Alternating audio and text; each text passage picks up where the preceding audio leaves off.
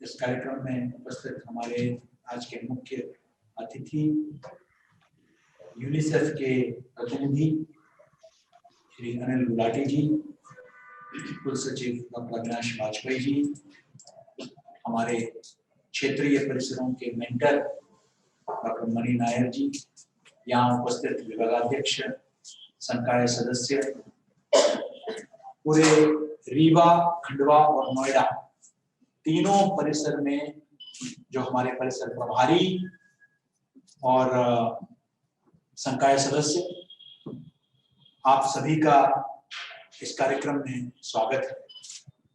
ये यूनिसेफ के साथ पब्लिक हेल्थ कम्युनिकेशन में जो हमारी श्रृंखला है उसकी दूसरी कड़ी है आज, और मुझे बहुत खुशी है कि इसकी सफलता और इसमें सहयोग सबसे अधिक यूनिसेफ का रहा, और हमने विशेष अनुरोध किया।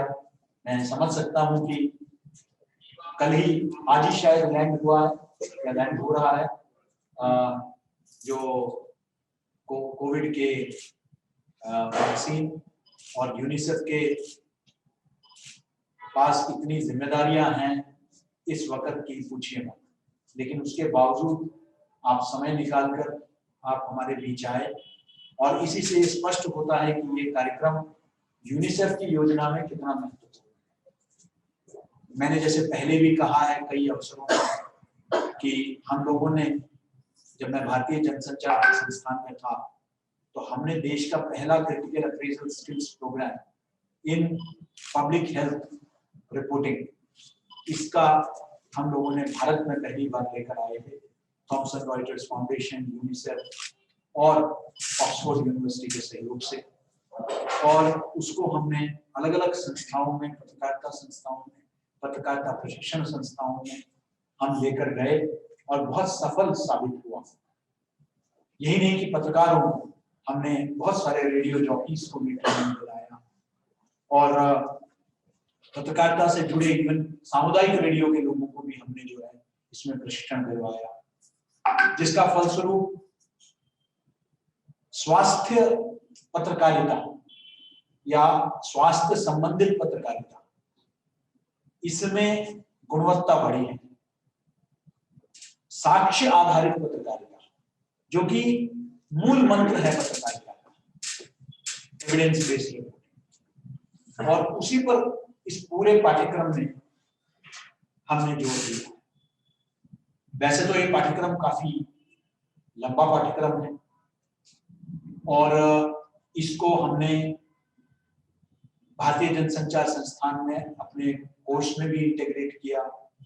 उसको कम से कम 3 दिवस का हमने जो है संकाय सदस्यों के लिए भी पाठ्यक्रम रखा, और पत्रकारों के लिए पूरे दिन भर का, संजय जी हमारे बीच में हैं, संजय अभिज्ञान जी, संजय देव जी भी बहुत सक्रिय रहे हैं, और संजय अभिज्ञान जी ने तो अमर उजाला के जितने स्वास्थ्य पत्रकार हैं उनके साथ दिल्ली में एक होटल में हमने आयोजित किया था, उसमें भी मुझे रहने का सौभाग्य प्राप्त हुआ था, जिसके चलते आज, क्योंकि स्वास्थ्य पत्रकारिता सीधे सीधे जनसाधारण से, नागरिक से सरोकार है।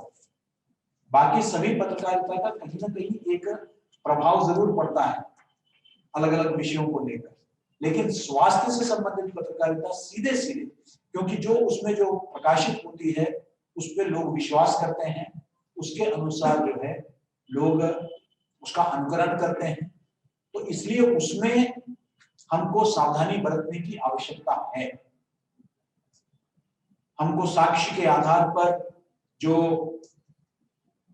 जिसको रिलायबल सोर्सेस हैं, ऑथेंटिक सोर्सेस हैं, उसके आधार पर ही, वो अटकलों के आधार पर, या जिसे कहते हैं कि ऊहापोह की स्थिति में आप जो है स्पेकुलेटिव रिपोर्टिंग वो नहीं कर सकते हैं जहां तक हेल्थ का मामला है। लेकिन दुर्भाग्यवश ऐसा होता है, क्योंकि हेल्थ को ऐसे बीट कुछ प्रतिष्ठित अखबारों को छोड़कर नहीं है कहीं।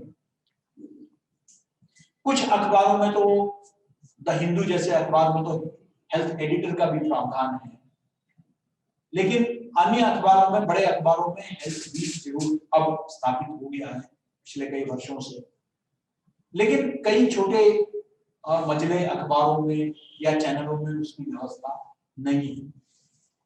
और हमने देखा है कि डिफेंस रिपोर्टिंग में डिफेंस करस्पॉन्डेंस का कोर्स होता है।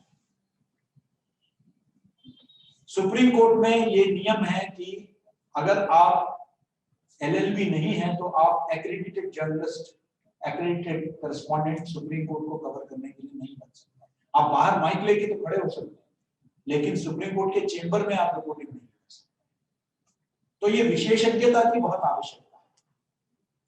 लेकिन हेल्थ कोई भी, कल तक जो क्राइम बीट में था उसको आज जो है म्युनिसिपैलिटी बीट में भेजा जाता है और उसके अगले दिन जो है उसको हेल्थ में भेजा जाता है।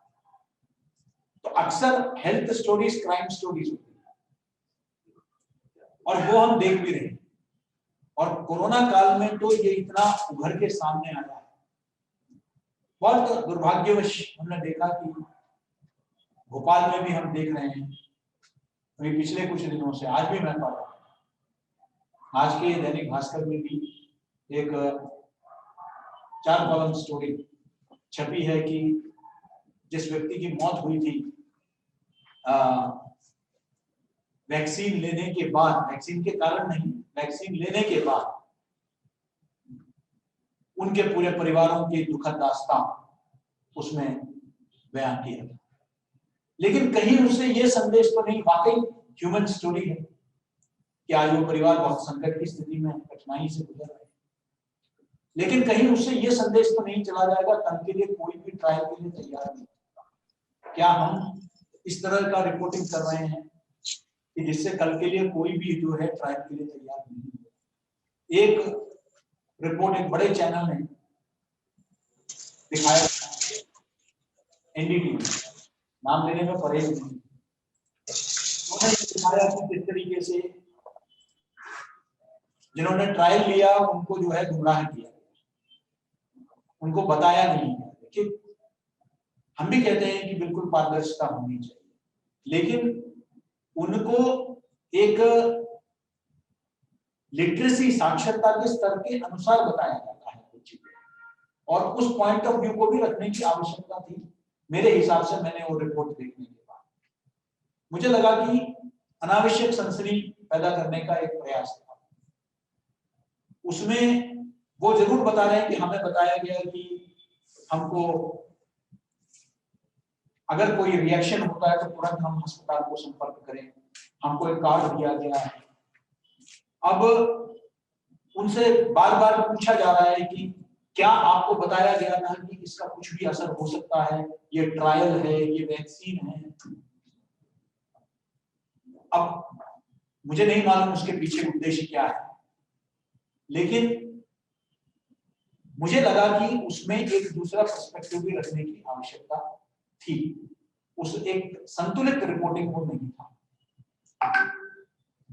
तो मेरा ये मानना है कि हम अक्सर एक सेंसेशनल बनाने के लिए, हेडलाइन बनाने के लिए, मैं किसी अखबार पे आरोप नहीं लगा रहा, लेकिन कभी कभी ह्यूमन इंटरेस्ट स्टोरी के नाते हम कभी कभी मैसेजिंग बहुत गलत हो जाता है। मैसेजिंग पे ध्यान देने की आवश्यकता है। हम खबर तो बना रहे हैं, लेकिन उस खबर बनाने के चक्कर में कहीं हम लोग कोई बहुत बड़ा गलत संदेश तो नहीं दे रहे हैं, इस बात पर विचार करने की आवश्यकता है। मुझे अभी भी याद है पल्स पोलियो का जब कैंपेन हुआ तो पत्रकारों के अज्ञानतावश ये उनको पता नहीं था कि पोलियो के ही सिम्टम्स रखने वाला और भी बीमारियां हैं, जिसमें एक AFP है, एक्यूट फ्लैसिड पैरालिसिस, लगभग एक ही जैसे सिम्टम है, और कई AFP के केसेस को रिपोर्ट किया गया कि वो पोलियो के केसेस हैं।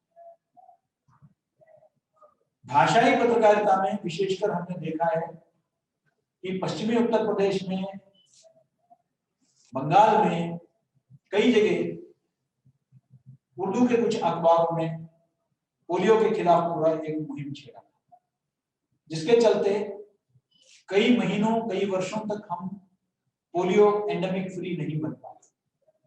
उसके लिए विशेष अभियान यूनिसेफ को, रोटरी क्लब को और सरकार और स्वयंसेवी संस्थाओं को करना पड़ा। यहाँ तक कि मुझे याद है समाज में जो मौलवी हैं, धार्मिक गुरु हैं, उनका मदद लेनी पड़ी। और मुझे तो याद है हम लोग अलीगढ़ मुस्लिम विश्वविद्यालय गए थे, वहाँ के जवाहरलाल नेहरू मेडिकल कॉलेज है, वहाँ के जो डॉक्टरी के छात्र हैं उनको हमने संपर्क किया था और वो लोग गांव-गांव गए। यहाँ तक कि आरएमपी को भी जो है इसमें इन्वॉल्व किया गया। तो इस तरीके का एक बहुत बड़ा अभियान चलाना पड़ा, तब जाके भारत जो है पोलियो। और कई बार मैंने जैसे कहा कि रोचक समाचार बनाने के एवज में हम बहुत ज्यादा शोध नहीं करते हैं।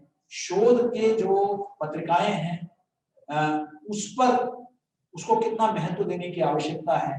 वो शोध क्या एक स्थापित पत्रिका में छपी है या नहीं। हम लोग अपने एकेडमिक सर्कल में हम UGC, peer reviewed, Scopus index, ये सारे बातों को ध्यान रखते हैं, लेकिन क्या पत्रकारों को भी इन विषयों पर ध्यान रखने की आवश्यकता नहीं है कि इस तरह के जो सो कॉल्ड जर्नल्स हैं, ये जर्नल्स में जो खबरें छप रही है इसको महत्व कितना देना चाहिए।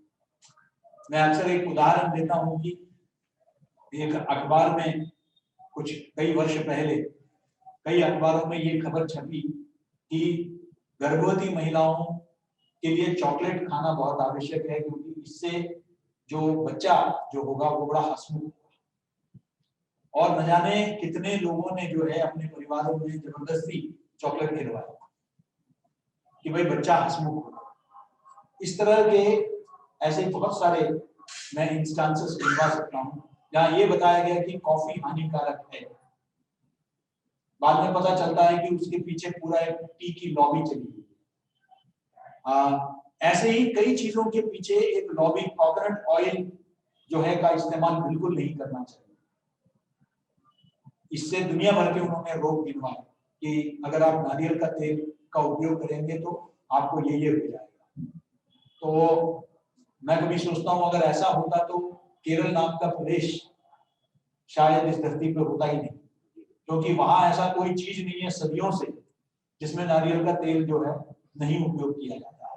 नारियल का तेल ही हर चीज, नारियल और नारियल का चीज हर सब्जी में, मीट में, मांस में, हर चीज में जो है, मछली में, हर चीज में नारियल पड़ता है।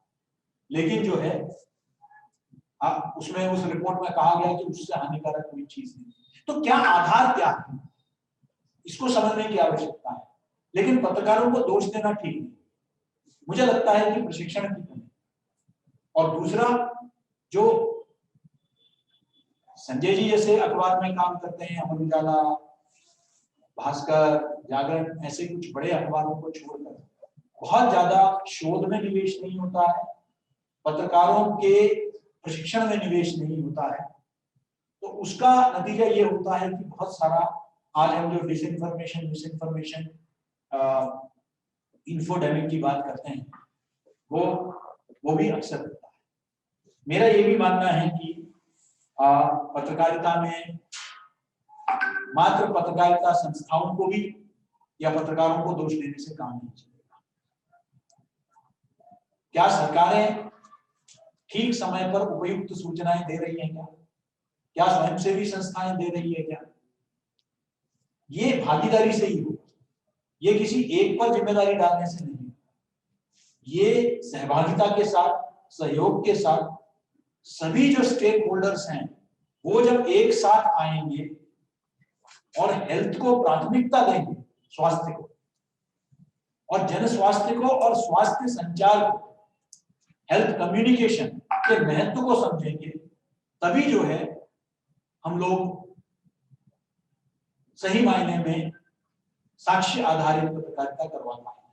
क्योंकि अगर सूचना का अभाव होगा तो फिर जाहिर है कि आप बहुत सारे गलत समाचार के शिकार।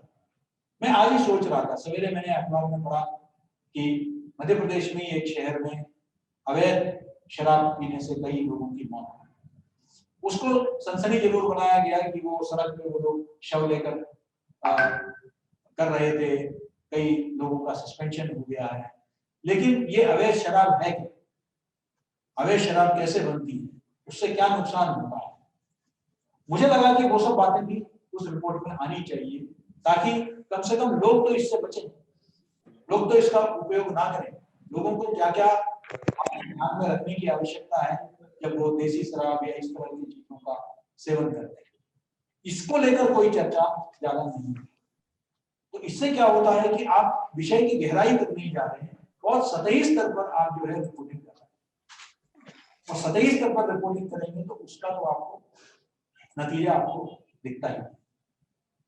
साथियों, मैं क्योंकि आज विषय के विशेषज्ञ और गुलाटी जी को हम सब सुनना चाहेंगे, लेकिन मुझे लगा कि मैं इस कार्यक्रम में एक रिसोर्स पर्सन भी हूँ, तो उस नाते, और गुलाटी जी ने विशेषकर कई बार, एक बार नहीं कई बार कहा कि आप खुद प्रशिक्षित हैं, आप खुद इस प्रोग्राम को लेकर आए हैं, तो आपको सिर्फ उद्घाटन नहीं करना है, आपको कुछ बातें भी बताना आवश्यक है। लेकिन बहुत विस्तृत जानकारी इसका हमारे जो विशेषज्ञ हैं, जो देश के जाने माने पत्रकार हैं, संजय अभिज्ञान जी और संजय देव जी, ये दोनों ही जो है, देखिए ये तो महाभारत काल से ही संजय ने जो कहा है उसका महत्व तो हम समझते हैं ना। तो अब दो संजय हमारे पास हैं, तो इनको ध्यान से सुने तो हम सब जो है बहुत इसका लाभ हम सबको मिलेगा। और मैं गुलाटी जी को आश्वासन देना चाहता हूं कि आप कोविड वैक्सीन का रोल आउट कीजिए, कैश का रोल आउट हम लोग करेंगे, बस आपके सहयोग की आवश्यकता है। तो हम मात्र अपने परिसरों, अपने छात्रों, अपने संकाय सदस्यों तक ही सीमित नहीं रखेंगे, हम इसको पूरे प्रदेश में, मध्य प्रदेश में हम इस कार्यक्रम को लेकर हम जाने के लिए तैयार हैं। आपके सहयोग की आवश्यकता है। हमने पूरी टीम खड़ी कर दी है, और ये टीम में वो क्षमता है। हमारी टीम ने बहुत मेहनत किया है, आदित्य जैन जी ने, भुजा जी ने, अंकित पांडे जी ने, और पूरी एक टीम ने जो है, डॉक्टर मणि नायर जी ने, सबने बहुत ही प्रयास किया है इसको सफल बनाने के लिए, और इसको बहुत गंभीरता से हम लोग ले रहे हैं। और ये आज इतने बड़े संख्या में हमारे संकाय सदस्य पूरे प्रदेश के और नोएडा परिसर के सब इस कार्यक्रम में आज हमारे साथ जुड़े हुए हैं, ये इसका सबूत है कि उनकी प्रतिबद्धता, हमारे जो लगातार निरंतर फैकल्टी में सतत अध्ययन का एक प्रक्रिया है हमारे यहाँ, और वो उसी भाव से जो है इस पाठ्यक्रम को भी ले रहे हैं। आगे चल के हम लोग अगले जो एकेडमिक सत्र से हम HODs के साथ बैठेंगे, और हम प्रयास करेंगे कि जिस तरीके से IIMC के पाठ्यक्रम में हमने समाहित किया, इसको उसी प्रकार हम अपने सभी पत्रकारिता के पाठ्यक्रम में हम जो है हेल्थ कम्युनिकेशन को लाएंगे। इन्हीं शब्दों के साथ पुनः मैं यहाँ उपस्थित सभी संकाय सदस्यों का और जो हमारे नोएडा, रीवा, खंडवा से जुड़े हुए हैं, सभी का मैं बहुत धन्यवाद अर्पित करना चाहता हूँ कि ऐसे एक महत्वपूर्ण विषय पर आप सब जुटे और इस कार्यक्रम को आप सब बनाने। धन्यवाद।